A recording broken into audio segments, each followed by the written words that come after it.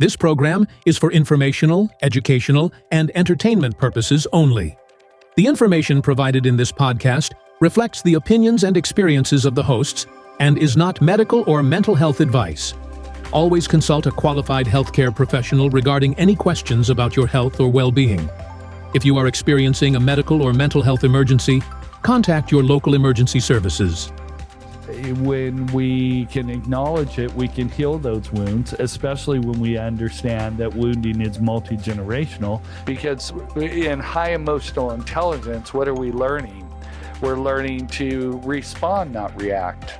And I remember her telling me that, she was surprised that I was I was overachieving to get attention. So, because she said it would have been very easy for you to underachieve.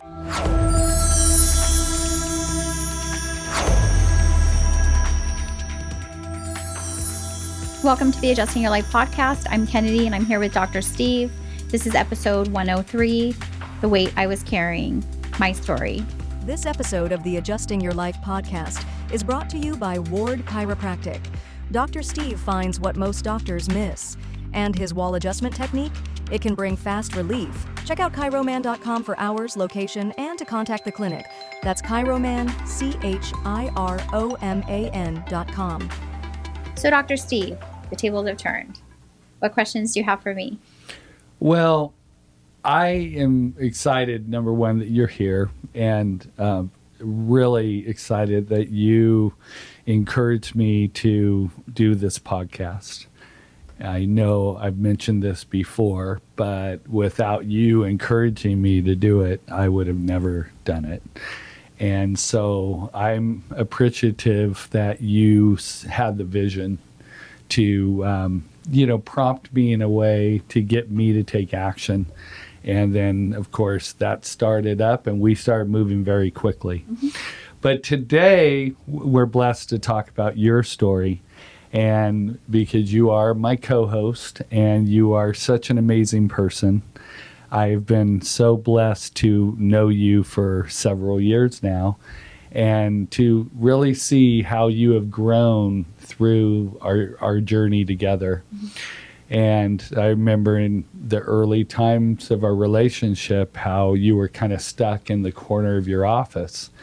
And now it's like, wow, you have evolved so far beyond that paralysis.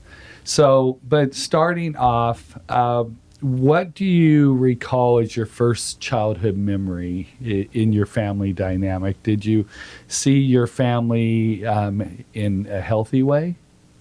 Okay, and that's an interesting question. I haven't thought about that in a long time. I recall there being, I think probably if I'm thinking back, it was chaotic. There was just a lot going on. I don't know if I have a memory that far back. I'm trying to, maybe, I feel like maybe birth to 5 or 6 is actually kind of hazy for me. When I see pictures, there's some recollection there, but I don't know I'm trying to really find the memory and I don't have an answer for that right now. Okay, well that's okay. Yeah. When we look at your spinal curve, you represent in a backward curve. Mm-hmm. And so often when we ask a question like that, a person may not have a memory, mm-hmm. okay, because that spinal pattern reflects more of a denial, the things that I'm choosing to deny as opposed to the things I'm really able to see. Do you recall, at what age do you recall seeing some family dysfunction? Did that come up early in your life? Yes. So I probably would say 7, 8-ish, I would say that I started. So at that point, there was my older sister with my parents and then my younger sister. And then my mom might have been pregnant with my littlest sister. So yeah, I remember things. I remember a feeling more than probably a visual memory of just chaos, I guess would be the best way to describe it. Interesting enough, my brother had found some letters. It was my brother. I think my sister, we ended up packing my mom's house and I think my sisters had come across the letters, and then somehow he may have come across them again. But at any rate, there's these Christmas letters that we read, and I don't remember the things my mom is talking about in the letters about us playing outside and stuff like that. And we were really little, but that just could be my denial pattern, I guess. Okay. Yeah. It's interesting because you are part of a really big family. And you have in your family, between your mom and your father, you have 4 sisters. Four girls, 3 boys. 4 girls and 3 boys. And so the first 4 siblings are girls, which is always interesting when we study that type of dynamic from a behavioral point of view. We see so often how so many ladies are operating in masculine energy. And you and I had a conversation about this recently, and you said, am I male dominant? And you said, I think I'm male dominant. And I said, well, yes, in the sense that you have a backward curve, that's where dominance gets raised. But there's different levels of dominance. So when we see a woman who's left in curvature and backward in curvature, that's a full masculine pattern.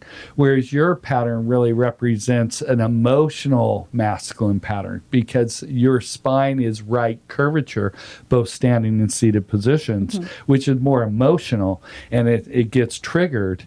And so the minute someone would make you feel inadequate on some level, Yes. then that would trigger most likely emotional reaction. Absolutely. Right?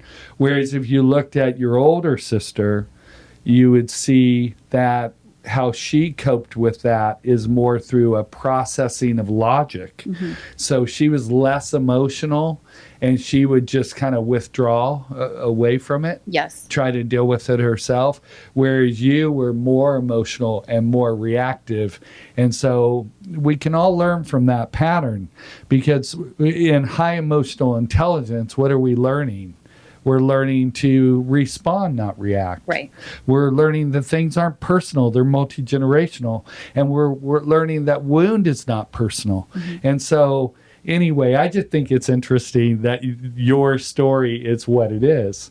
So anyway, you saw some early family dysfunction, and that was primarily more so with your mom than your dad? I think so.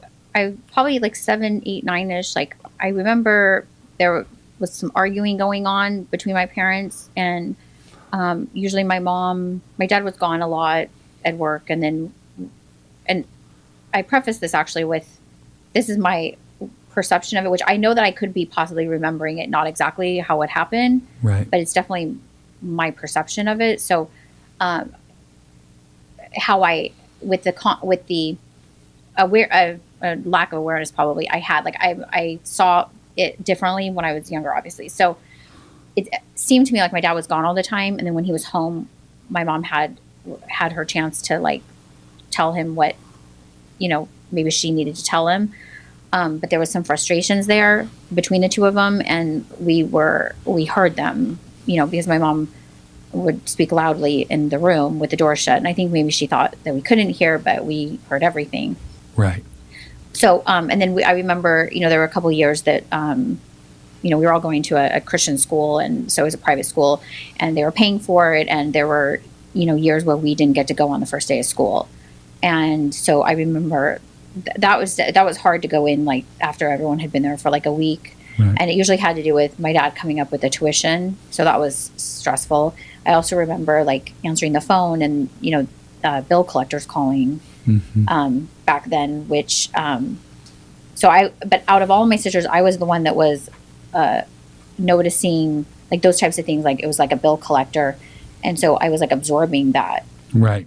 So, which also, when we look at your spine, the fact that you're right in curvature is more of an intuition.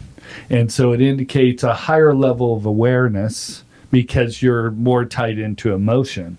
Whereas if you're left in curvature, you're not tied into emotion at all. You're tied into any way you can deny what you feel. That's what they're most likely going to do. That's the first time you told me that. Well, that's amazing. We've never talked about that, which is very true about me. Out of all of my siblings, right, is that I was very astute to the inner workings of the things that weren't like the financial part of things, whereas my sisters were completely, I feel like, oblivious to some of that. Right. That, I mean, my dad would be doing our taxes the night before. They'd be looking for our social security numbers.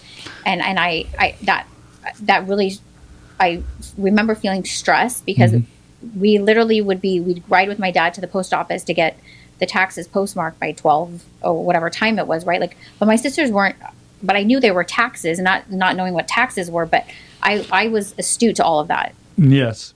Well, it's a different level of emotional awareness. Right. When we are right curvature, because the right curvature is an emotional pattern. Right. Whereas left curvature is non-emotional. And so very interesting that you brought up the awareness of some of the challenges that you saw between your mother and father, which I think it's important to give clarity to, because what we see in our family dynamics, so often we attract in our personal relationships. Yes. And so when we do look at it and we see two parents in struggle or dysfunction, I certainly experienced that with my mom and dad.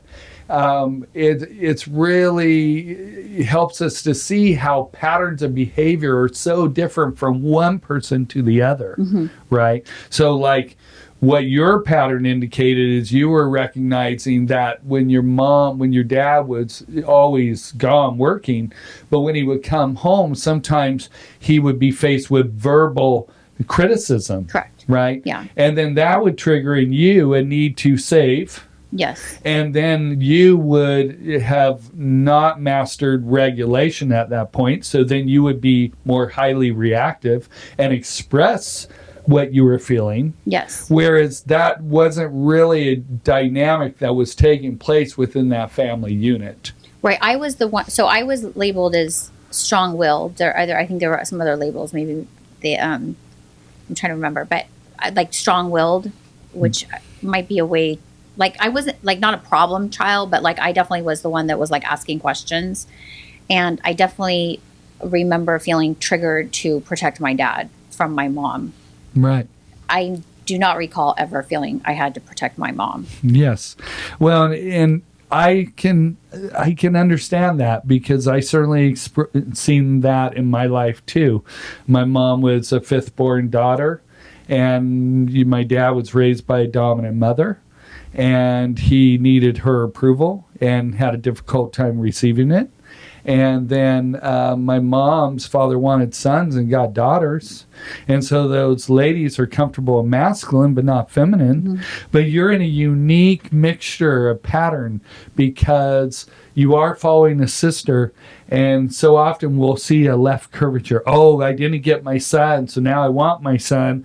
And so we represent that. But because you were more influenced by your mom in the home, your spine went right in curvature, both consciously and unconsciously, which, I think that's super interesting. And so...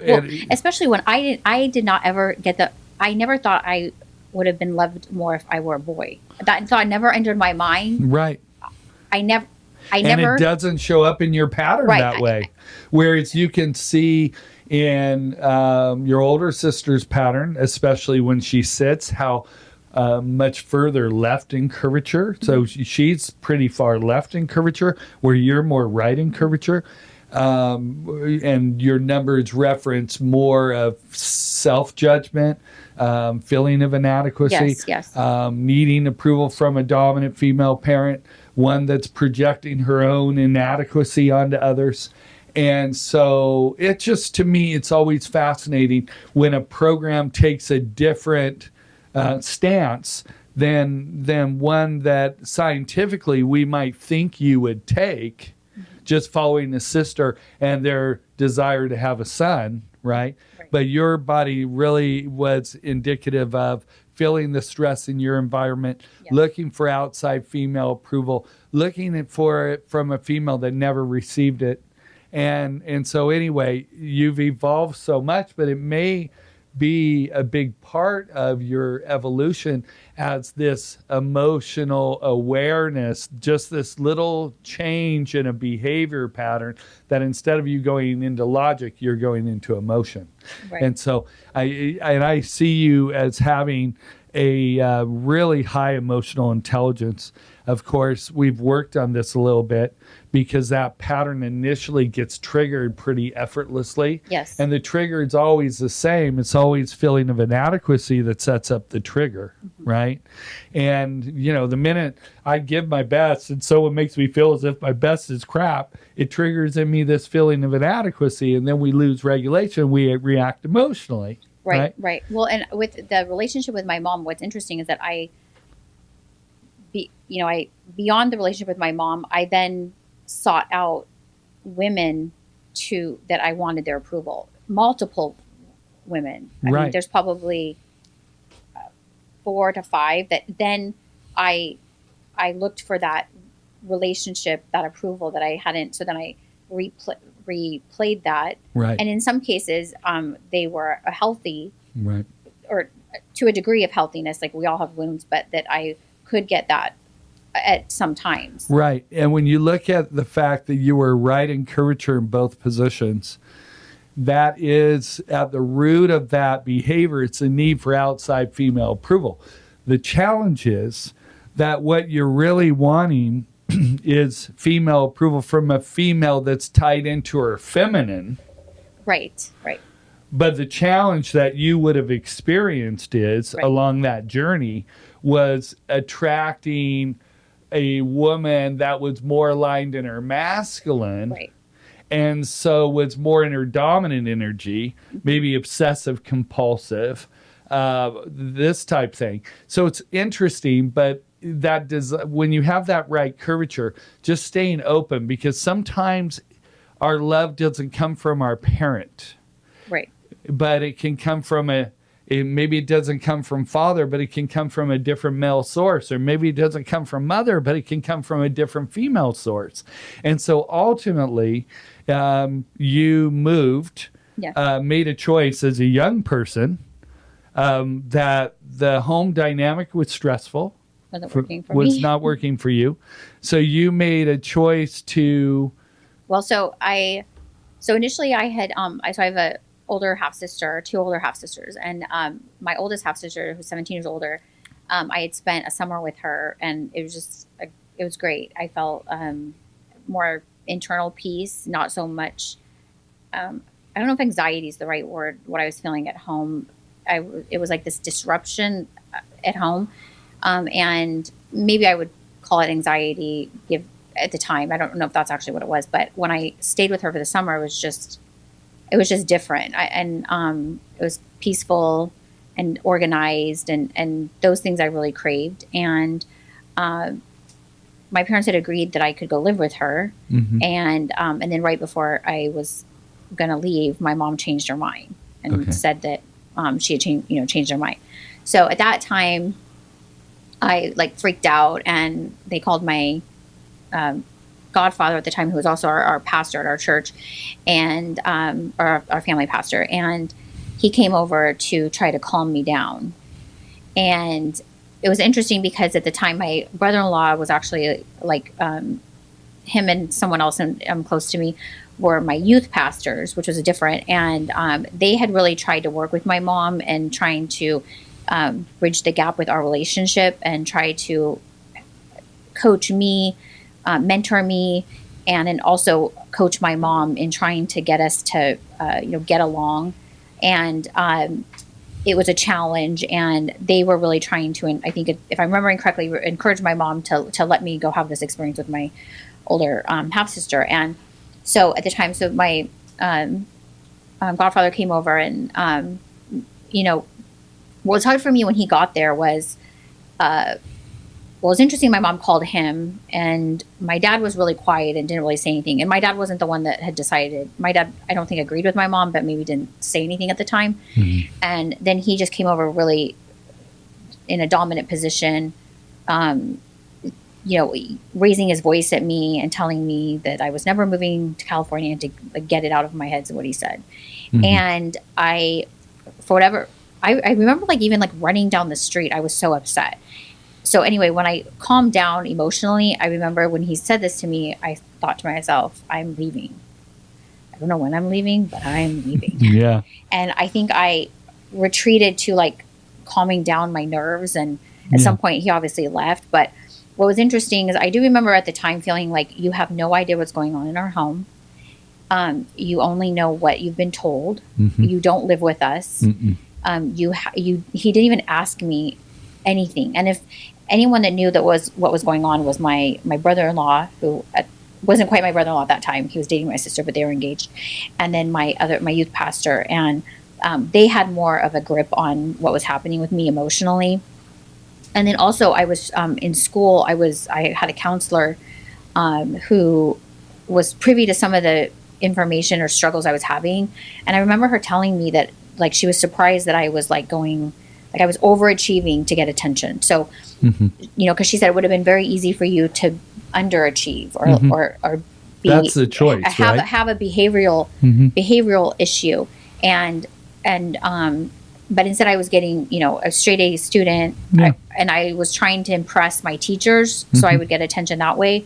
But I was struggling, and I was a freshman in high school. So I let it go that day. My sister was getting married a couple months later, and I thought to myself, I don't want to like ruin her wedding or anything. So I just stayed quiet. And then after her wedding, I ended up meeting with my dad at my sister's work and telling him that, like I'm leaving. I need you to sign this piece of paper so my sister could enroll me in school and they could get medical care from me. And he signed it.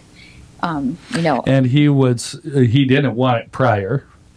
No, my dad was okay with me leaving. Oh, okay. Your dad. My dad wasn't fighting me on that. Okay. It was, so. Well, because your dad had, when you really look at the greatest challenge within the family, there wasn't a lot of order. And of course, he was more passive. He most likely was influenced based on your images by more of a dominant female, more absent male parent dynamic. So he knows how to provide, but he doesn't really know how to be present. Right. And he doesn't really know how to boundary off your mother from her verbal. Right. Which it would be as simple as, well, dear, the wounds inside of you were present before you ever met me, and certainly before you ever had any kids, right? So instead of taking out this wound on your family, why don't we just make an edit there, right? Right. And realize that we're all wounded. And when we can acknowledge it, we can heal those wounds, especially when we understand that wounding is multi-generational. We can be wounded in our current generation, but who wounded us by people who were wounded? We all have the fantasy of having a life we want to live. We want to have this great life, this great fantasy life. But we must acknowledge that we can get there, but we don't get there by not acknowledging what we're receiving that's unhealthy from our inheritance. As we receive something from our inheritance, like you received a high expectation program, but it didn't come from either one of your parents. And so it's a generational passing. But that's why you were like straight A's, because your pattern said, in order for me to be seen, I got to be great at everything. Right. And so that's a completely different dynamic. And so, but the root of that is, I don't want to be revealed as inadequate. Right? That's why I need to overdo and overaccomplish, because I don't want to be seen that I'm not enough. Right. So when we see those entry, so with you and your older sister, you moved in with her, and was she more of the sensitive, loving type, or was she more in her masculine? Yeah, more in the masculine. More in the masculine.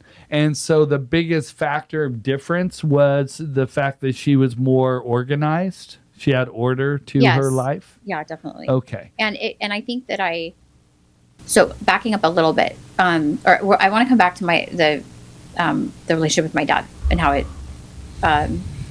I went repeating, looking for this pattern later in my life. But with my sister, she was probably the third maybe woman, even though she was my sister, that I was wanting her approval. I wanted her love and approval. And this like was craved it. Right. Yeah. Well, because like couldn't live without it. Right, because that's the program, right? Where does that program begin? If you do it right, is where that program begins. So when we hear that program, our brain says, oh, when I do something well enough, I'll get this approval that I want. Mm-hmm. And because there was womb with your mom, and always difficult. It's not personal that someone doesn't know how to validate, encourage, approve, or love. To learn how, you must learn how to do that for self. And my experience is people don't do it for self. And so it's very challenging when we journey out with that fantasy, right? So she was able to give you some insight, but she was also able to show you that she had wounds inside of her, so you weren't really necessarily getting what you wanted. Wow, I love the way this is going. There's so much to unpack, and we'll be right back. So it's interesting to me because here you're one of 4 daughters. And when we look at the spinal images on your other sisters, I see a different pattern between this intuitive pattern, emotional pattern that I see in you, and a non-emotional pattern I see in them. And so the natural tendency of a right curve is to look for outside female approval and love. So I'm curious as to when was the first time that you actually attracted a female relationship to your life that felt more loving and kind and generous? So that would be my senior year of high school when I was living in Beaverton, Oregon, and it was my neighbor. It was your neighbor. It was my neighbor. And what qualities did your neighbor have that you had never really experienced with other women in your life? So I would say I felt like she made a big deal about me. I guess what is the best way I can describe it. I don't like she would pick me up from school. She would actually call my sister and say like, who's picking her up, Kennedi up today. And we'd go grocery shopping. And I remember her teaching me, to always address people by their first name if they were wearing a name tag. And there was just this investment into me. And she had younger children, but that no one had, I shouldn't say no one. I hadn't experienced in that way because I think there were tidbits of that in my life, throughout my life with people from church and different things like that. But this was someone that spent more time with me and was kind and loving and generous to me. Yeah. Well, that's so important and it's so in alignment with what I see in you today. Because I see a person who does love work on the daily, who is kind and generous, who is supporting and encouraging, and who has really worked hard to learn to regulate emotion. You still get triggered at times, but your intro and exit are so different than what it was a while back. So some trauma happens, you might feel some trigger, but even if you get triggered, you're in and out so much quicker. Right. And so you've really been learning how to respond, not react. The power of being open to hearing someone's feedback. Yes. Which I find that to be a great quality of you, that you're always looking for a deeper level of awareness. And that's why when you asked me to do the show, I said, I can't think of anyone else that I would even do this show with. So, and that just is about being able to experience you and your evolution and see it firsthand. And not only through our x-ray analysis, but then we did a second set and soon we'll do a third set. So it's like peeling the onion. We see all these layers of wound. And as we begin to see it from a different lens, we can let go of that and start really finding joy in our life. So here you are. It must be interesting for you, probably torn a little bit because you are away from your family and you're away from the dysfunction. You are staying with a sister that's pretty tough and really maybe didn't feel the love she needed from her father. Maybe came across a little harder and then soft instead of soft. And then you were blessed to attract someone who had a softer heart, which really was more in alignment with you, okay, and your pattern. But you were away from your siblings. So when you were a teenager and you were with your sister, were all your siblings born at that point? Yes. And so something that is interesting, so we have the same dad. And I remember just conversations that happened between the two of us. And maybe I didn't have the words to articulate to her that her idea of our dad, the idea that she had in her mind where our dad wasn't present for her, I wanted to try to explain to her that he was home, but he wasn't present in the way that she thought he would.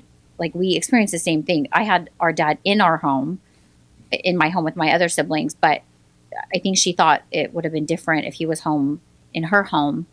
And I was trying to tell her that it wouldn't have been, because I think that there was some, I don't know if it was resentment, or I'm not sure what it was, or just this, or a hope maybe that life would have been different.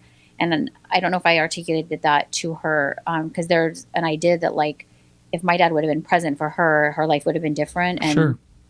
And I wanted to tell her, like, it wouldn't have, like, he was there, but not there. So it's the same. Right. I mean, it goes to the root of, we have a fantasy of people, and our fantasy says, well, the people we need to be loved by should know how to love us. Right. But wow, I use the word fantasy because the only way that can manifest is if they have actually worked in loving themselves. And if they have never even expressed self-love, the chances of them knowing how to love, other than a codependent love, if you do what I want, I'll love you. But if you be who you want to be, I may not love you, right? For context, was like 23 years old too. Like, right. When I figured out, when I did the math at some point, and I was like, wait a minute. And I'm thinking about my brothers and sisters, and I'm thinking, and he was married and had a baby at, I want to say it was 23. And that's so young to me in my mind, especially having a wound. What was the there was an expectation of him knowing how to be a husband and a father for sure. And he, he was at the racetrack and, would come home late and work. Yeah. And so it's interesting how the experiences that we've all had, because in the total 9 of us, that it's manifested itself differently in all of us, even though we lived in the same house. Right. 7 of us living in the same house, how it, and even one of our sisters, the one after my oldest, us not growing up with her, just seeing her on holidays, just even how things, happened with her, and also some similarities with my younger siblings. So we didn't, there was the, like you realize there's patterns, even though you didn't live together, because they were the same similar patterns and she didn't live with us. Right. So that goes to the point of there being some genetics to it. Sure. Right. When you're not having the same experience, but the pattern exists. Right. Like when you study all of you kids, and of course, I don't have images on every one of your siblings, but we've gone a long way. 5 out of 9. Yeah.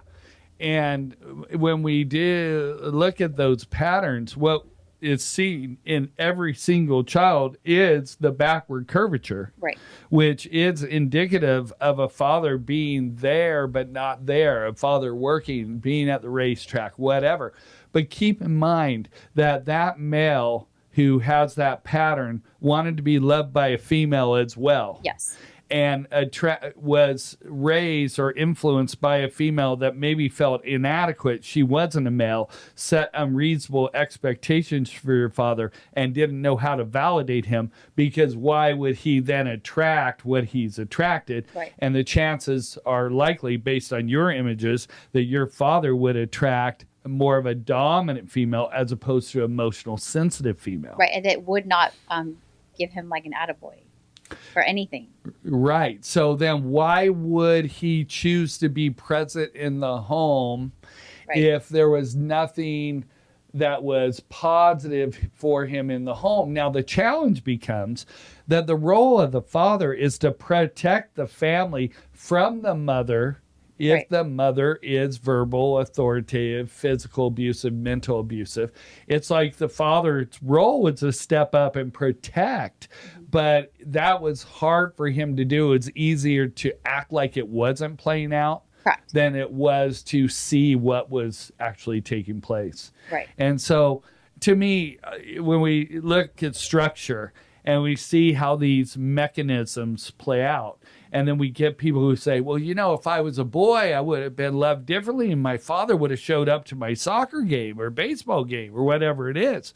But then the realization is, here comes the boy. Now, what is that boy influence when he has 4 older sisters? He's looking for approval from women who didn't get validated and loved by their fathers. Right.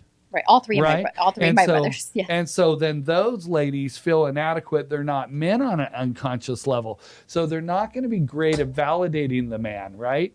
So that can then trigger men to be so high achieving, to not know when they attain enough, to always feel like they have to be better than they are, right? So I just always find it interesting how generational behavior plays out, because here we have a family unit. We have a similarity in every single child in the family, but then you, at this point, are similar to how some of your brothers are in curve, and how you're not similar is how at least 2 out of the 3 sisters are. Right. Yeah. So to me, that's the power of being able to go to a reference point. Yes. And be able to see, okay, this is what makes your emotional intelligence different. And of course, I've been blessed to work with your oldest sister, and we have comparative x-rays on her, and the dramatic shift in both your patterns that have taken place with a little bit of awareness is unbelievable. You know, how she's becoming healthier, how you're becoming healthier, and how others can learn from both of you and learn to continue growing. But we're not growing in the wound. Right? We're growing in the importance of taking a wound, rewriting the code, coming up with a different strategy. So your strategy early on was, I got to be perfect. If I'm perfect, I'm going to be acknowledged. Yes. Right? But then as you grow in life, you realize that you live in a world of people that were always negated. Right. You're not living in a world where everyone's validated.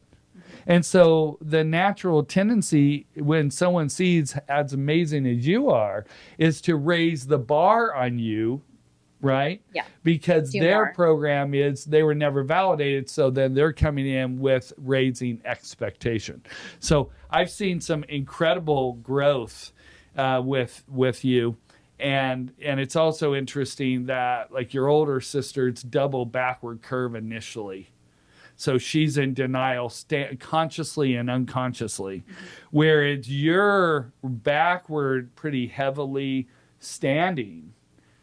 But when you sit, you're forward an inch, 2.5 centimeters, which deals with not knowing how to attract healthy relationship to your life. Right. Okay? Yeah. Because that's saying in your initial pattern that you're attracting people that have some core abandonment into your life, right? Yes. Multiple different, yes. Multiple different times. So anyway, just moving on. So it was interesting, just You carried on a relationship with your siblings even though you were with your older sister? So yes. So at the time I was, so I left home when I was 16, and then I didn't go back till I was 18 just because of, I didn't have my mom's permission. And later my mom found out that my dad had signed something, and then they ended up getting divorced, but that's not, I wasn't, I don't think I was the reason for that. But there was some obviously disagreements with me leaving, and then I didn't feel comfortable going home until I was 18. But while I was gone, what I could do at the time was like, to support my, I had a job and stuff. And so I was able to like send, whether it's like toiletries or like, help pay for certain things like dances or clothes or that kind of stuff. So I was able to provide some, I guess, financial, some stuff to, like, I couldn't be there physically and like provide time. So that's how you dealt with some of those feelings. Yes. You would send some things to let them know you care. Yes. It's interesting when we look at, or when I look at right curvature people, because they are more sensitive and emotional. And their tendency is to hit dysfunction with empathy on some level. Right. And which is interesting because certainly in your young life of being this independent woman who has accomplished on every level, who is really self-directed and is really going out after high goals of attainment, which is what I've seen with you.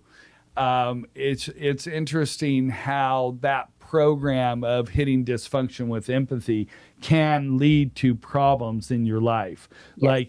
Like that issue of, I want to help my siblings. Mm-hmm. I want to help them, whatever, economically. I want to help them in their relationships, in their life, whatever it is. And you can see how people could be reliant on that. Yes, for sure.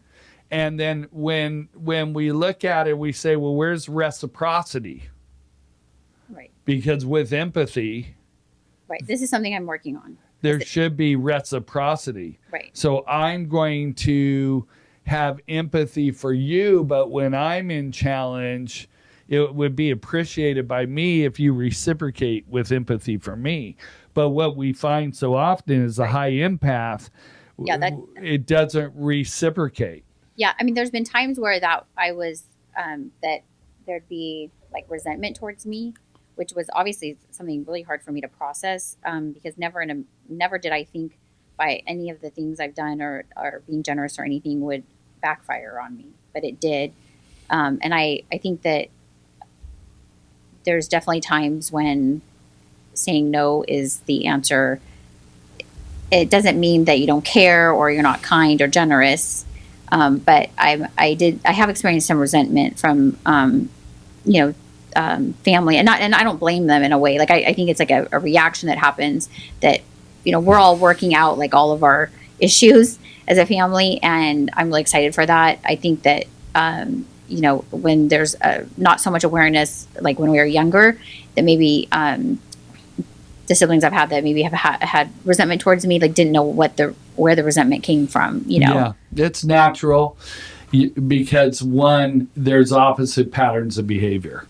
So whenever we're looking at any relationship, if we can identify the core behavior pattern, it really is helpful. Because when you're trying to be enough for a female that doesn't look for female approval but looks for male approval, you could have a difficult time. With that. Yes. And on the other hand, when you're trying to be a male, enough for a male that had a dominant, critical, verbal mother, it can also be difficult. So that's happened in my professional life, where I've wanted approval from who I was working for, and desiring it so much that, like, I just wanted them to say, like, they were proud of me. Right. And I really, really sought that out. Right. And I've been able to move through that and get to a point where I could say that I no longer am seeking that. the approval from a wounded person. Right. Because again, your pattern wouldn't attract a person who's learned to validate their greatness. Your pattern would attract a person that negates their greatness. Right? So the life lesson is that we're learning to validate our own greatness instead of having this prayer or fantasy that this other person's going to validate this greatness inside of me enough so I can feel great about me. Right? Yeah. So, but I can tell you from my perspective of you that you are so amazingly great. And it's the openness to grow that helps us attain our highest level of greatness. It's because we're acknowledging our intentional energy, and every day of our life that we're giving our best intention is a day to build on, to celebrate, to circle back and validate, and to not get lost in someone else's wounded program. Know who you are, not based on someone else's view, but based on your view, your honest view of self.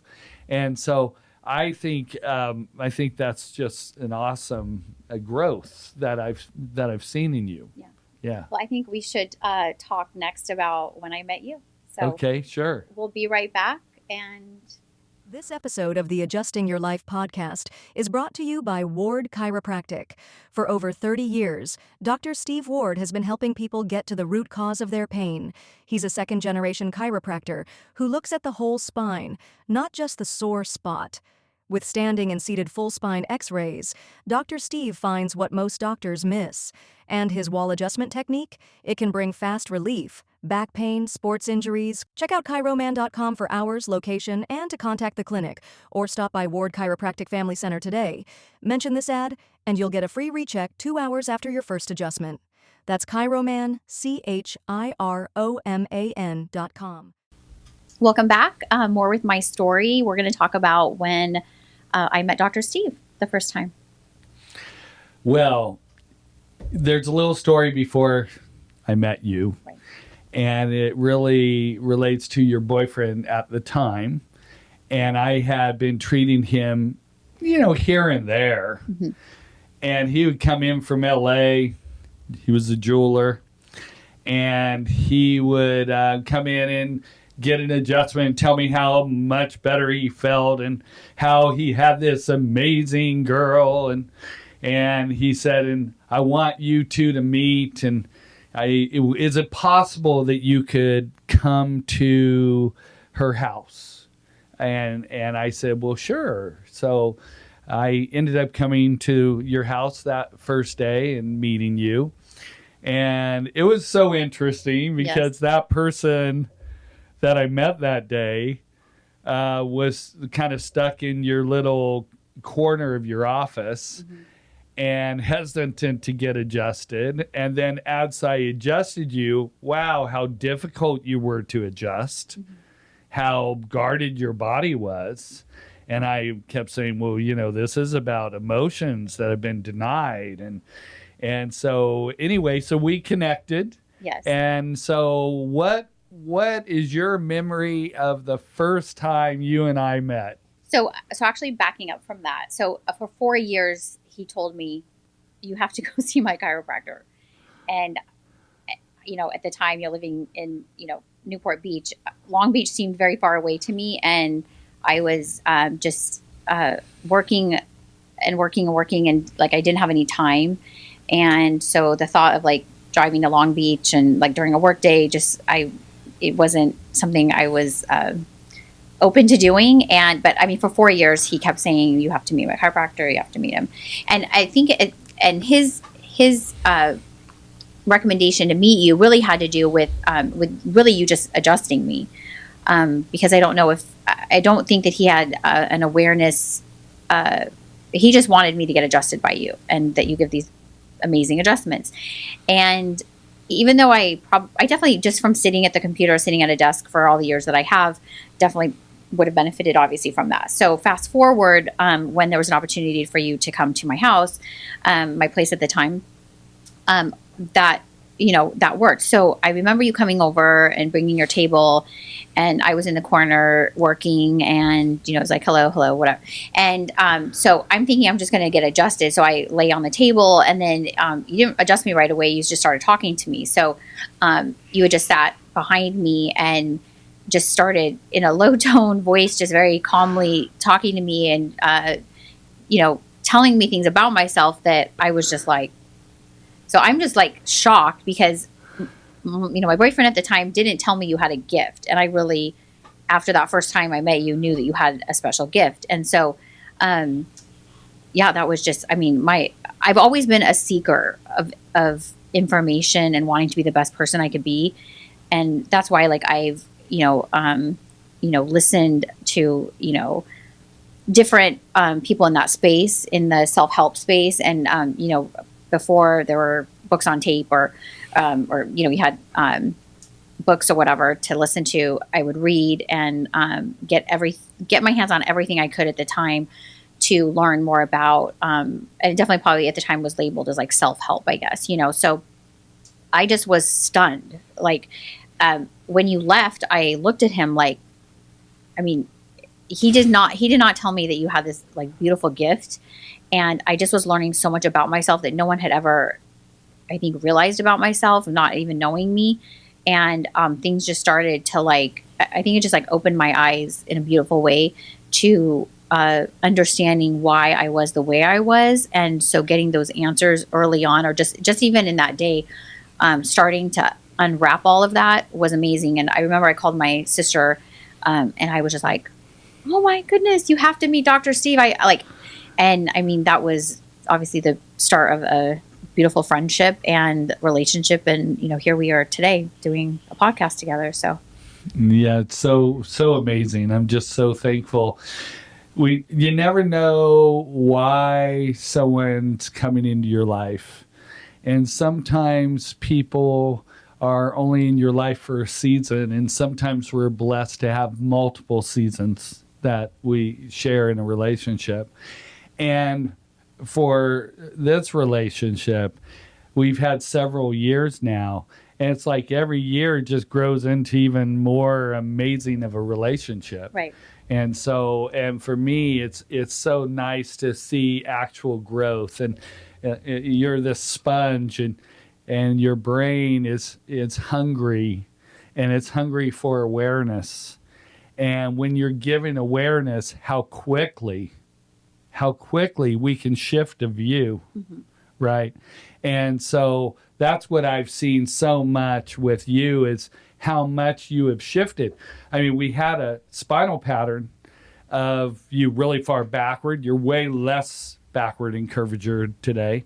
And you were all right in curvature, and now you're mildly left. So you began to learn the importance of regulating emotion, that every situation isn't an opportunity to react. We can choose our battles, right?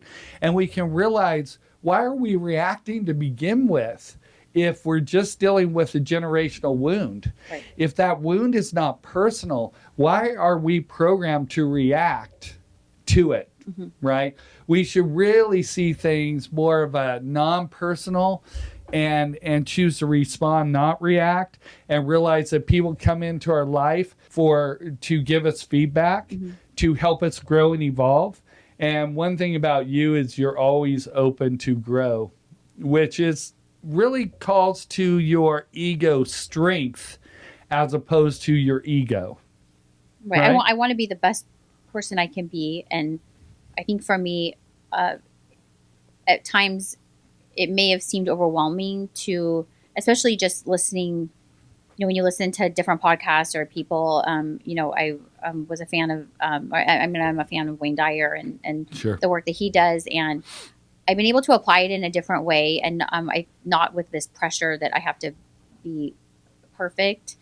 And so I've been able to, start the day with, my best intention, and then start the next day with wanting to do a little bit better than I did the day before, and not feeling like I had to figure it all out like today, and that's been part of my growth too.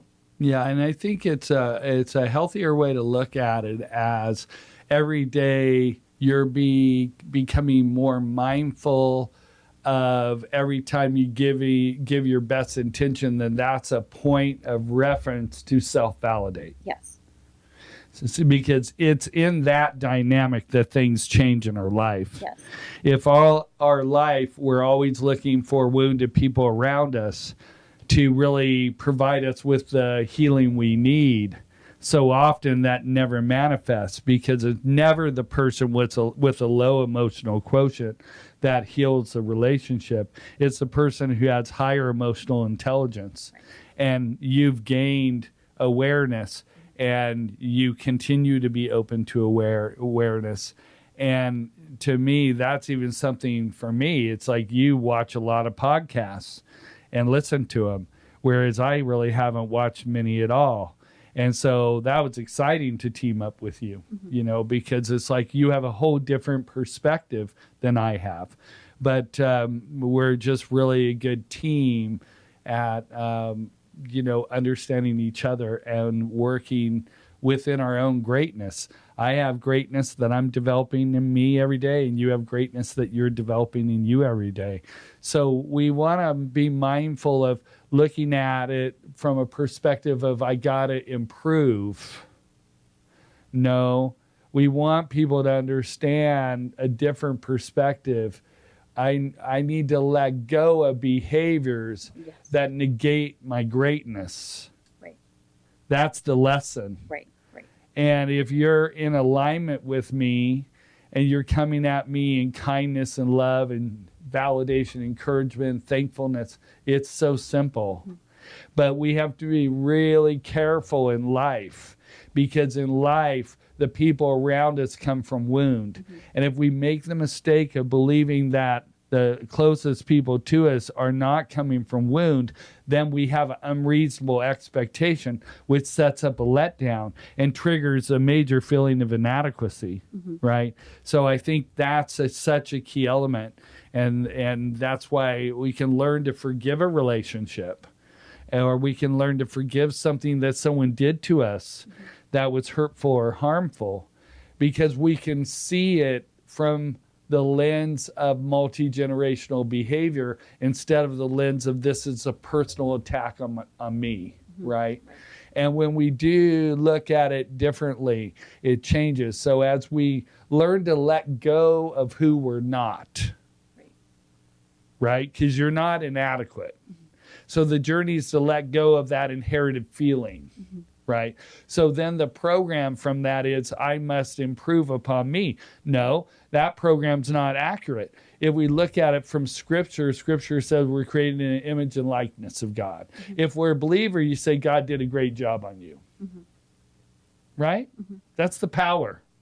It's the recognition of the greatness that's within you, and how your journey is to bring that to the world. Yes. And how the only way this was going to happen is if you encourage me to do it with you. So we did it, and I'm happy. Well, I realized, like, how do we get this message out to everyone? Well, this is a way. Yeah. This is a way. Two people who've never done a podcast in their life, journeying out to take on this really big project of importance. And both of us going into it with the awareness that we don't need to be perfect. That we're just going to have a conversation, and we're going to share our growth with people, and we're going to help the people who are ready for awareness to get the awareness they need to make the beginning changes in their life, so they can start living their life from their own healthy perspective, not through the eyes of someone else. So in essence, take off the glasses you see your life through, set them down. Choose to see your life through eyes that love you, that value you, that recognize how amazing you are and how amazing you've always been. That just because no one validated you doesn't mean there weren't millions of points that validation should have been done. Right. And if you go back in life and you look at every amazing thing you've ever done, if you were to go back and validate that, what a legacy would you be building on today? Oh yeah, completely different. And I mean, I want to say there's so much great information, and there's an access to information that people have today that we didn't have years ago, obviously with the internet. And I think that the difference with what we're talking about, because there's a lot of good information out there. And in fact, actually my older sister has been a part of a company, Market America, for a long time. And I remember it wasn't something, it's a home-based business, and gives people an opportunity to be an entrepreneur and have what they call like an unfranchise. And of course, like when you first join, it's one of the things is like to sign up all your family members. And I remember Sure. that the head, the president of the company, I remember listening to a lot of like his back then it was like tapes, and I knew that the business wasn't my journey, but I really appreciated his insightfulness in being the best that you can, being taking action in your life. He had talked about like the beginning of your life and the end of your life, and there being a dash, and what you were going to do with that dash.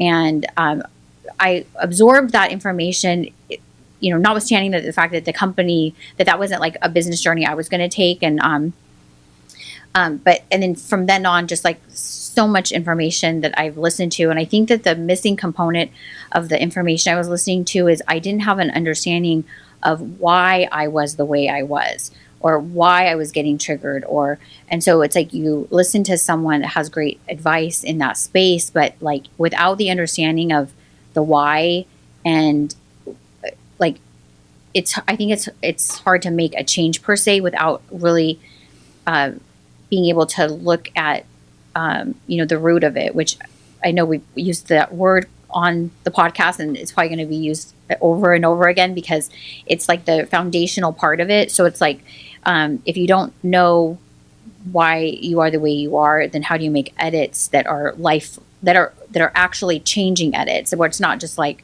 an edit that you can sustain for a few days. You know what I mean? Sure. So so I think that that's important in what we're doing is we're getting to like the root of things. Right. And then so much of the information that I've absorbed in that space, I've been able to apply in a completely different way, and it actually be like something that is, I don't have to try to do the things; they just are more naturally coming to me. Right. Yeah. Well, I think that's amazing, and with awareness, it's always that way. Once you start a journey of high emotional intelligence, you see things totally different. You see every relationship different. I go into a room, I see the person who's likely going to create stress. I'll see the person that's more comfortable in their dominant energy. And it's that process within me that says, well, I don't need to be enough for them. Right. I just am going to share what I love. And I love that you do that and doing that for the world, because our world, especially right now, is really needing to be redirected in purpose. Right. And when I think of purpose and I ask you, well, what's your purpose? So I think that that's changed over time. I think now, and I think my age has something to do with that. I'm more clear in my mind with things. And so for me, I know that one of my purposes is to be able to share this information and inspire people. I want to inspire women to be able to understand that they can change that reactiveness in them, or the feeling of inadequacy, or like that dominant feeling, that you can make an edit and take responsibility for how the feelings you have inside, and that those are not because of someone else, I think is really important. So Right. I see myself really inspiring women. Right. Now, you are good at expressing love to yourself on the day-to-day? Yes. Yes. And take me through what you may say to yourself. Oh, sure. On So, a given day. so not every day do I start like this, but it's more of a natural thing. But start my day with gratitude, which we've talked about, and just thankfulness for, the warm bed I have to sleep in, the roof over my head, my daughter. I start with, telling myself it's going to be a great day today.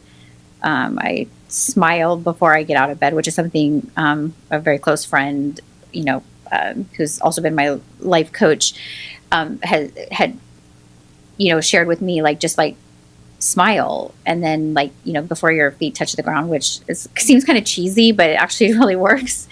It just sets the day up. And just throughout the day, I do my love commands. I choose to love myself today for the wonderful woman God created me to be, and I believe it to be true. And just in bed, there's other ones that I say, and then I also end my day in a similar way. Right. So the importance of beginning your day with love and ending your day with love, Mm-hmm. and then being mindful of focusing in on intentional energy and how you're wired to give your best intention. Mm-hmm. And that no matter where that falls, at the end of the day, that's a point to circle back on, to validate, to self-support. Mm-hmm. Because so many things we can do in life, Mm-hmm. and so many people that you probably work with have come from a dynamic of never really celebrating the amazing things they've done. Mm-hmm. And it's easy to fall into that misdirection.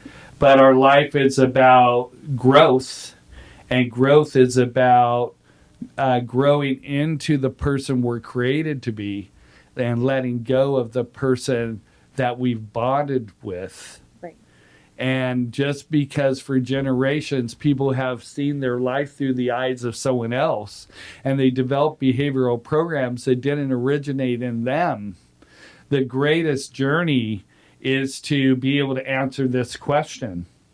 And the question that comes to mind is, tell me about the things that you do today that no one in your family does in them. Now, that could be a little difficult because many of your family members have began to work this process. Mm-hmm. But if we go back in time, at the beginning of a relationship, and if I were to ask you that question at that time, you maybe wouldn't have an answer, but today, if I asked you that question, you would have a whole bunch of things that you could say. Yeah. What would be a few of them? It didn't start here. Obviously, we learned it somehow. I think maybe sometimes you're only maybe looking at your immediate family, not really understanding. Especially for me, I can talk about having an expectation of my parents, thinking they knew what to do when they had all of us. And I realized they didn't. And then their parents probably didn't, and their parents probably didn't. And then I certainly didn't. When I had my daughter, I would say I was not qualified. And so I've learned through the work that we've been doing how to be more qualified. Yeah. But I think I think that there's a lot of pain that's happened with people that is based in the fantasy that your parents knew how to be parents and knew how to love you and validate you, and that's just not the case. Mm-hmm. And then to see people actually, whether it's even that they've cut off their parents for whatever reason, mm-hmm. when that relationship may have been able to be saved, mm-hmm. Or nurtured, or well, it's the saving of a relationship, but it doesn't always happen this way, because sometimes a parent is so toxic, the only move you can make is to release them in love and forgiveness. But a lot of times parents are just wounded. And with my mom, I was like, well, Mom, when was the last time you told yourself you love yourself? She answered, never. Mm-hmm. And then, of course, I wanted my mom to love me. Mm-hmm. And she could in the way she knew how, but that didn't feel like love at all, mm-hmm. right? And so as we grow in this awareness, which you certainly have grown, you can really see how you have been a very different parent, right? Right. Your parenting skills have changed dramatically from 2020 when I met you, right? And we can really see how amazing your daughter is, how gifted she is, how many wonderful things she does so naturally. Right. How she doing it more for her than anyone else. Right. And how you've given her an opportunity by being more neutral as a parent. Right. So you're not like micromanaging your daughter. And I know we had a conversation at one point, you know, about that, because early on there were some challenges between the two of you. And I asked you the question, well, so she's a bad student? And you're like, no. She's a problem kid? No. And I went through all these questions. Everything was no. I'm like, oh my God, she's a dream, you know? Yeah. And then once you could understand that it was the wound that you inherited, Right. that you could let go of. And I thought that was just beautiful, because you have an opportunity to have a relationship with your daughter that very few mother and daughters ever have with each other. Right? And what's the foundation of that difference for you? I would say self-love, and kindness to myself, and reasonable, expectations. So then I'm able to support her differently than I was trying to micromanage her. Right. So much stress when we manage. Right. And so little stress when you just let someone be the amazing gift they were created to be. Right. And I see your daughter, everything your daughter is doing is remarkable, and she's not being told she has to do it. Right. She's not having an unreasonable expectation placed for her. Right. It's just like, hey, I'm going to let you be you. Right. There's a natural volition that she has. I think that I also had, I feel like. Mm-hmm.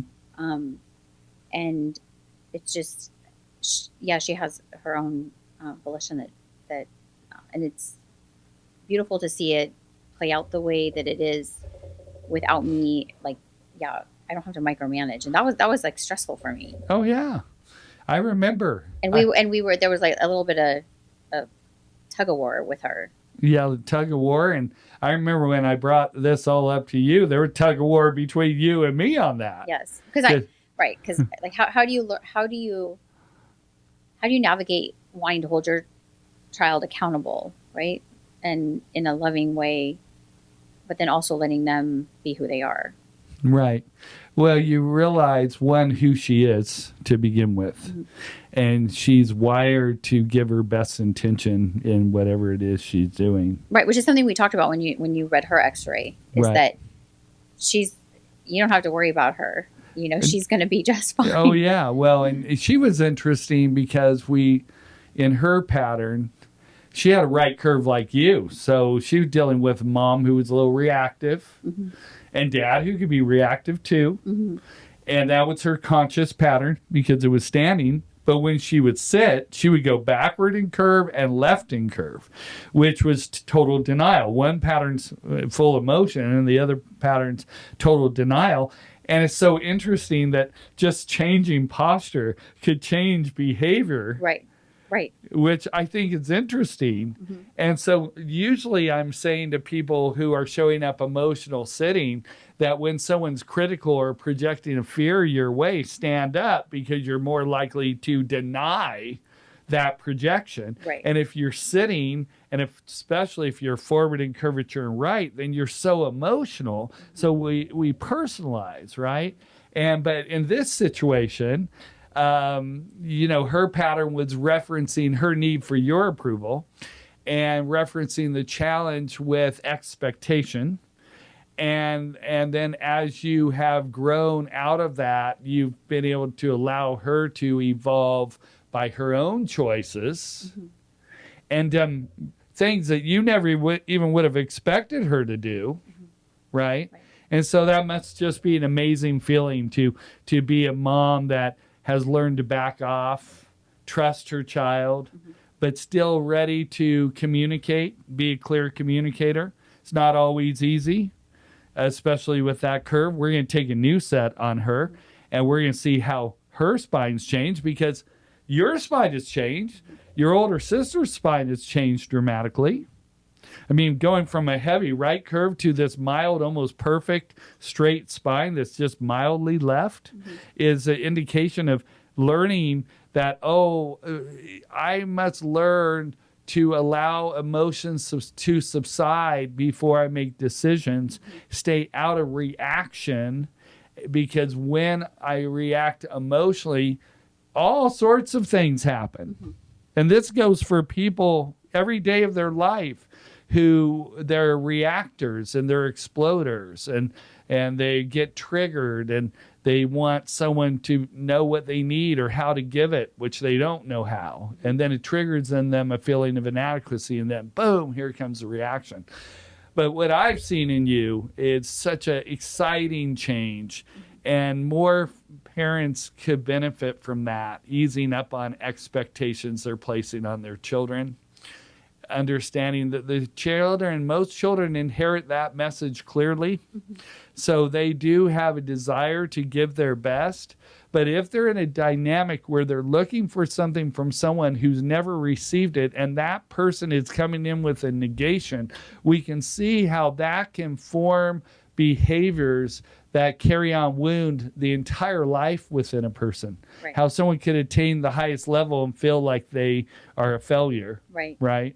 And so having the purpose, the deep root purpose of love, you mentioned it in your commands. And you mentioned, I choose to love myself. I choose the wonderful woman I was created to be. You said other commands. My value's not in what I do, it's in who I am. Every day I build on my greatness. Every day I can look back at my life and see the greatness of my evolution. Because from 2020 to 2025, I don't even recognize. You're so different, right? Yeah. So I just love it. Yes. I love that you had interest, and I love that you had a desire to not just help you, that then helped your daughter, but also this willingness to help your 3 sisters and your 3 brothers. And so, you are a leader. And with leaders, it's not always easy. Sometimes it feels a little lonely, but you have made that choice to lead your family down a road of healthier emotional awareness. Right. So that's also a gift that you don't see too often within family dynamics. Right. Welcome back to the bonus segment of episode 103. We're going to dive right into my relationships, which I think a lot of women can relate to. Yes, I think that men and women can relate to what we're talking about. Yes. I think we can look at same-sex relationships. We can look at opposite-sex relationships, because patterns of behavior play out in every relationship. Right. And the behavior is multi-generational. Wounded people influence someone, and then that person's either working to heal those wounds, or that person's asleep within that wounded history. So when I look at your spinal curvature pattern, it's a little different, because it is representing a backward curve and overstretched spinal cord, which it can be reaction and defensive. But initially you were right in curvature, which means that you were triggered by feeling of inadequacy to react emotionally. Okay. So, which is different than so often a female that is in full masculine, because a female in full masculine will be left in curvature and backward, left being logic and backward being logic. So it means they're seeing their life through the eyes of male wound. Okay. You have a mixed pattern. You have male wound with your father, and with him being provider but not present. But you have also female wound with your mother that was very verbal and critical. And because of wounds that happened in her life, it wasn't personal why a parent does what they do. It's generational. So when we look at your relationships, your pattern that I'm aware of has been attracting men that are more female dominant, men who have more dominant mother influence. Right. And then when we look at your pattern, there's some dominant mother influence. So when we see that component and we see it in male and female, it's like both parties want to be right. So that can be a challenge because right curve is perfectionism, need to do it right. But the average pattern would be the female would be in male dominance, father trauma. She would attract a male that had more absent father, dominant mother. The dominant mother didn't know how to validate the son. That would trigger in the son that he was never validated or enough, right? And then two people come together with these wounds and they think that they're going to work out in this amazing way. Right. And so, but talking about your father for a second, because to me, it's so important for us to heal our wounds with our family. Like for me, I needed to help my mom to learn how to love herself. And when she could learn how to do that, how it just made our relationship so much better. Right. But the awareness wasn't that my mom was going to get there. No, my mom needed my guidance to get there. I made her audio. She listened to that audio every day for a year. She would tell herself she loved herself, right? So when we look at you and your father, the pattern is backward curve. So he wasn't as present and he worked a lot and he had other things that he did that would take him away from the home. And there could be some injury and hurt there. But how has the work helped repair that relationship with you and your father?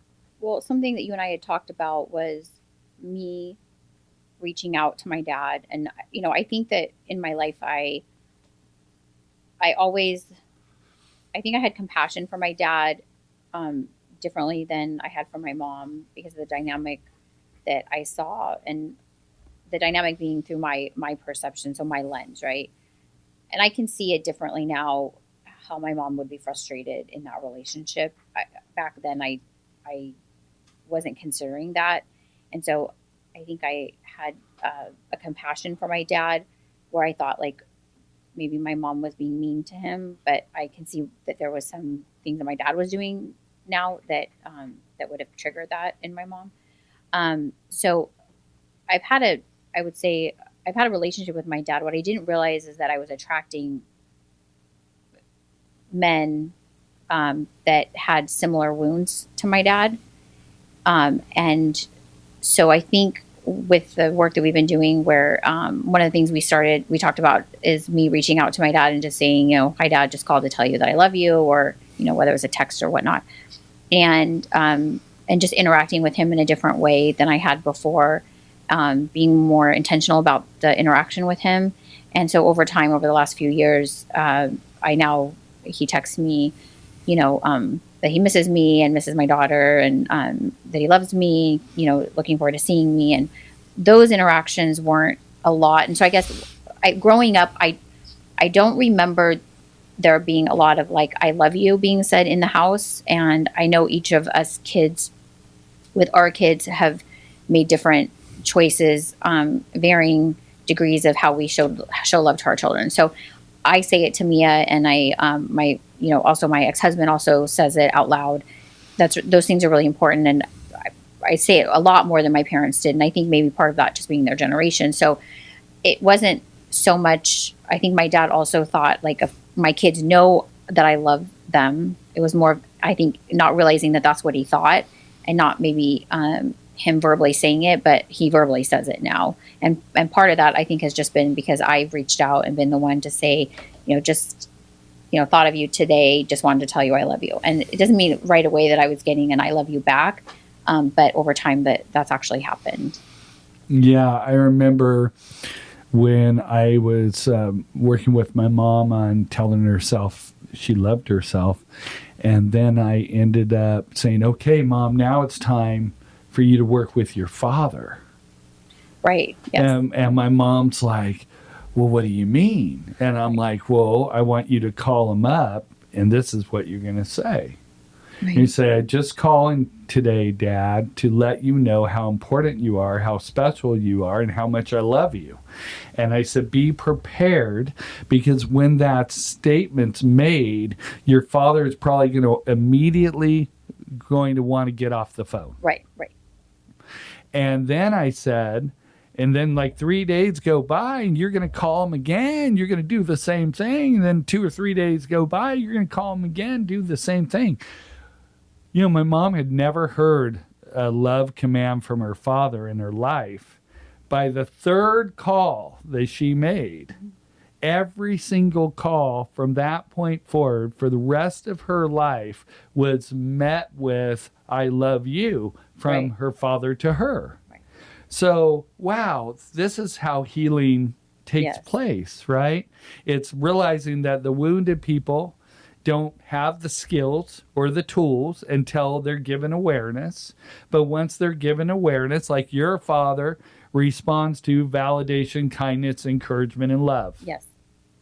So it's really a no-brainer for him to reach out to you because he knows that you are going to be loving towards him. Mm-hmm. Okay? So this is the magic or the golden nugget, right? Because the golden nugget is realizing we come from generational wound and realizing that it's not our partner's job to repair it. Mm-hmm. Like, I don't need my partner to repair my wounds. I need to repair my wounds. Mm-hmm. My partner needs to repair her wounds, right? And that is going to work so much better than let me fix my partner, right? Because again, in our wounds, if they're generational and everything's coming from these root issues, and then you attract a man that's more reliant or a man that's, you know, really excited about a strong woman carrying the finances, the economics, right? There's an attraction in that. Why would a man who's right curve attract a strong female like you? Because you're a person that gets things done. So, right? So talking about that, so those relationships, there's a point where something goes wrong. And why does it go wrong? Well, first of all, if we are in opposite patterns of behavior, we must acknowledge there's a wound prior to who we attract. So if I'm right curvature, then my wound is wanting approval from a dominant female that didn't receive that love and validation from the father, right? And so if I can see that awareness, right, then I'm coming into the real reality that the person that I'm attracted has this wound, and this wound needs to be repaired, and it's only repaired through awareness that's multi-generational. That's why we can forgive. That's why we can let go of intense traumas. Because we could ask the question, well, what did that person experience before projecting that trauma onto me? Was it this great life? Or was this really wounded upbringing? And then when we get clarity on, oh, that wound was really at the root of it, then that's how we can make changes in it, right? We make changes because we understand that wound that's being transferred is never personal. It's always generational. A person who's critical had someone who was critical of them. If no one was critical of them, they wouldn't know how to be self-critical. A person who's kind had an experience of someone who was kind to them. So they learned how to be kind to self, which then allows them to be kind to someone outside of self. So everything's about learned behavior, but it's also about being awake and seeing, oh, I bonded with these behaviors, that originated before me. And now I'm going to rewrite some behavioral code. I'm not going to do it the same way. In fact, I'm going to look at my behaviors I inherited. I'm going to work really hard to make edits to those. Mm-hmm. So if I internalize, I'm going to be a clear communicator. Mm-hmm. If my tendency is to react, I'm going to go into it with a directive. At no point will I react emotionally. Mm-hmm. Right? So we do have such capabilities. But what I've seen, and there's a story that, sticks out in my brain. And I was over at your house, and I was blessed to work with your siblings and their kids. And we were over there, and we were talking about this. You were kind of sharing about how you've reached out to your father and how things have gone differently. And then we decided that you were going to call him. Yeah. With the whole family there, right, and tell him how much you love him, yeah, and how excited he was, right? Right. And then the next thing you know, your sister shared that she loved him, mm-hmm. and then the other, your fourth sister, she's like, "Oh, I didn't get to tell him that I loved him because he was trying to get off the phone because." That's just almost too much for him. Right. He's getting all this love, right? And so it was so exciting because she ended up calling him, and telling him how much she loved him. And to me, that really goes to the root of your leadership, because that was a significant moment within your family's history, because it's only hard the first time, right? The first time you tell yourself you love yourself, it's hard. The first time you tell your dad you love him, little hard. Second time easy, third time easier. If I remember correctly, so my younger sister, the one after me, had said it, but he didn't say it right. He didn't say it back, and there was kind of a pause, and he is hard of hearing, but there was we were working through that too. And then I said, "Hi, Dad, it's Kennedi." Just wanted to tell you I love you. And then he said it. And then at some point during the conversation, he says, "I love all my girls and, or all my kids." Right. And, but that, but you was in plural, and what's interesting is I would say that my sisters may say, "We didn't know that." Right. What do you mean we knew that? Right. You weren't at home, because at some point my parents got divorced, and that was after I had left the home, and then my dad wasn't at the home physically, and he's going on in life thinking my kids know I love them. Right. But they were operating under the guise of maybe they were unsure, or maybe knowing it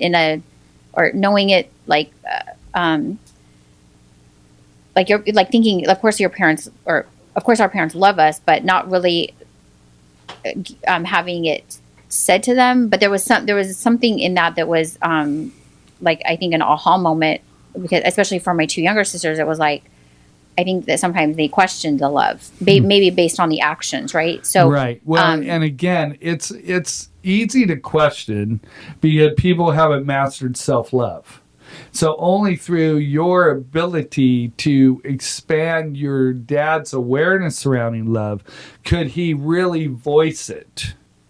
Right. Okay. So it was voiced, but it was expected that you believed it without it being voiced. Right. But everything in a relationship is about risk. Right. We either risk in a relationship or we don't. Right. And sometimes there's risk in us expressing love to someone because they may not express it back. But I always say it's not really about that. It's about you being willing to express love, not about love coming back. But as you have expressed love to your dad, it's come back. And my hope is that through your leadership, you impact a lot of lives, because a lot of people are in the boat that we're in. Mm-hmm.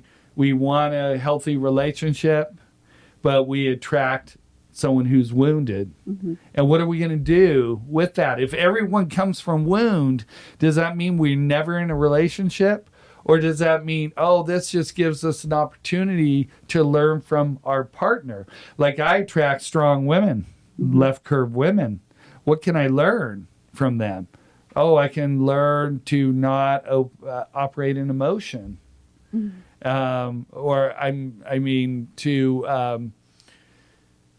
Boundaries. Yeah, well, in all truth, when we look at the strong woman, my goal has always been for you to validate. When I see the wound, then I realize that's a fantasy. It can happen, but it calmly doesn't. It happens in the fantasy phase of relationship. Where they would validate you. Where they would validate you because they know you want that. But once you're in it deeper, they stop. They withdraw. They withdraw that. Withhold that. But to me, as we look at the everyday relationship, it's so critical that we realize that people are coming from wound, that we never put the responsibility on the partner we attract to our life to heal the wounds that occurred before that attraction. I think that's number one. Yeah, which I think everyone needs to hear. I think that's number one, because I can learn from the male dominant woman. I can learn to, watch my words and respond non-emotionally. But the non-emotional woman can learn to soften their heart, to have higher empathy, to realize that their work is not being done in masculinity, because they're really great at that. Their work that's necessary is needing to be done in their feminine, in their vulnerability, because it's through vulnerability that the male dominant woman gets healed. It's not through overdoing and over pushing and over committing, right? It's more from realizing there's a wound that causes them to overdo because they're trying to prove that they're valuable and worth loving. Right? From a person who's maybe never even expressed love to themselves. So this is where I think this work is so powerful. It just gets the person's mind clear that what they're wanting is a fantasy and what they can give to themselves is reality. And as they bring this awareness into their life, they can impact their relationships so differently. And how do we impact it? Boundaries. Because it's not that we're going to just start attracting someone who has no wounds. That's a fantasy. Right? I mean, if our journey is, I have to attract someone who has zero wounds. Then you wouldn't join with we call that being alone our whole life. Right? Well, for me, I have also learned. So as I have the love for myself has grown. I think it's been easier for me to validate. Like I would say I've been a pretty good encourager, telling people that I'm proud of them. But it's definitely gotten more frequent. And if I have a thought of saying, letting a friend know that maybe I haven't spoke to or in a while, or just letting people know I care about them or I'm proud of them, or being able to validate. That's gotten easier for me to do, being able to extend it to others where I've been able to offer it to myself. It's become easier. So there's a benefit for sure in encouraging other people and encouraging family members, because it brings them, along the journey. And so I'm not someone that withholds that anymore. And I want to encourage people to be able to reach out to maybe a parent that they haven't heard recently say, I love you, and to risk it, because, for me, it's easier to risk now. I don't even actually think it is a risk, because I can do it in the understanding that, people are wounded and not have that expectation of it, of it coming back from me. But I've also been investing in myself and building up myself, that it doesn't seem to be a risk anymore. If I reach out to my dad and say, just called to tell you I love you, it's not a risk at all, actually. And then this beautiful relationship has flourished. You know, my dad's 88, and I mean, it's a beautiful thing that's happened by me doing that, but it's no longer a risk for me. Well, why do you think it's not a risk for me at this point? Well, because you've healed your dad's need to feel loved. Mm-hmm. Because he's always wanted love from very strong women who have had male injury, mm-hmm. that are comfortable and masculine. Mm-hmm. So he's wanting someone who has a prior wound with a male to love him at the level that he needs to be loved to really feel the truth in it. Mm-hmm. Well, your journey with him has been truthful love. It's like, it doesn't really matter what you've done. It's whether or not we're going to have an amazing relationship or no relationship. Mm-hmm. Right? Because if someone passed away today, mm-hmm. you could say, wow, you know, mm-hmm. I healed this relationship. Mm-hmm. Mm-hmm. You know, I chose to love instead of withhold love, because that's where it changes. Because the minute he gets it, it's not like you have to do anything to be enough for him. And it's not like we don't have to rehash all the things growing up, because we talked about this before, but I reframed my childhood. So my parents, I'm not looking for an explanation as to anything, and there's no blame or shame or guilt or anything that I'm walking around with, because we don't have to. I don't have to go rehash things and wonder like, well, why weren't you here at this time on this date? Right. Because that's all. I've let go of all that. That's just noise. Right. Because when we look at it from generational wound, it's expected. Mm-hmm. Exactly what has occurred is what's expected. Mm-hmm. Okay. And it only edits when someone makes a change. Mm-hmm. And the person who makes a change in this case has a high emotional intelligence, has a desire to move forward in a future that's built in love than a past that's built in confusion and fear, mm-hmm. right? So the opportunity is in letting go of the wound by acknowledging they were wounded. And sure, we want the people in our life to give us what we need, certainly want that. But is it real if no one ever mm-hmm. gave that to them? And how are they going to come to that awareness? And so, you know, it really is a process of learning that people are wounded, and how can you go into a wound in love, and how can you move forward in a future that is based in love and joy, because mm-hmm. that should be the only thing that matters. Mm-hmm. Right? It's, am I evolving my love and joy with my father? Am I evolving my love and joy for my mother, for my brothers, for my sister? Do I love them even when they don't agree with me? Mm-hmm. Do I love them when they want to fight with me? Do I love them then when they want to be critical of me? Is my love for people in my life real? Mm-hmm. Okay? Or is it manipulated? Mm-hmm. Is it manipulated in fear? So many people that never learn to master self-love are masters of codependent love. Mm-hmm.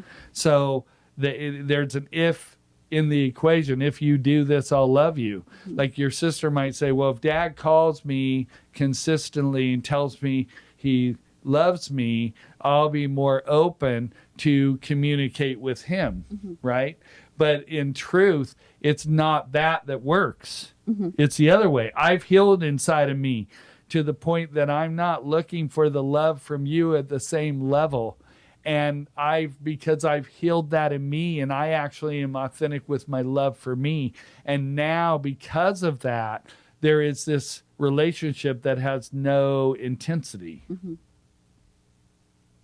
And isn't that the beauty of a relationship? Can we have a relationship that's non-drama? Mm-hmm. Can we have a relationship that we don't expect our partner to fix what happened before we met that person? Mm-hmm. Can we recognize that we're here in a relationship to learn from our partner and take some feedback from our partner to help us to work on some issues in us. And then our partner, through our awareness and what we're bringing to them, they can learn some issue from us, right? And then we actually have a relationship that is really worthwhile, not one based in struggle. Because what I see, over and over, is I see people coming in, disabling back pain in a relationship, that they're trying to be enough, but nothing they do is ever enough or validated. And they're like, the men are emotional, and now they're internalizing that, and now they can't even walk because they have so much back pain. And the root of that is their need for validation. Thank you so much, Dr. Steve. This has been great. And thank you for joining us. We'll see you next week. This is a broadcast of the Adjusting Your Life podcast, produced by Adjusted Life Media in 2025. All information contained in this episode and all other content provided on this channel is for informational and entertainment purposes only. This content is not a substitute for professional medical advice, diagnosis, or treatment. If you or someone you know is experiencing a medical emergency, please contact your local emergency services. Dr. Stephen M. Ward, D.C., is a board-certified doctor of chiropractic medicine, licensed in the state of California, County of Los Angeles. The Adjusting Your Life podcast is written and produced by executive producer Jamie Knapp and co-produced by Kennedi Hall and Dr. Stephen Ward as Dr. Steve. For more information or to connect with us, visit adjustingyourlifepodcast.com.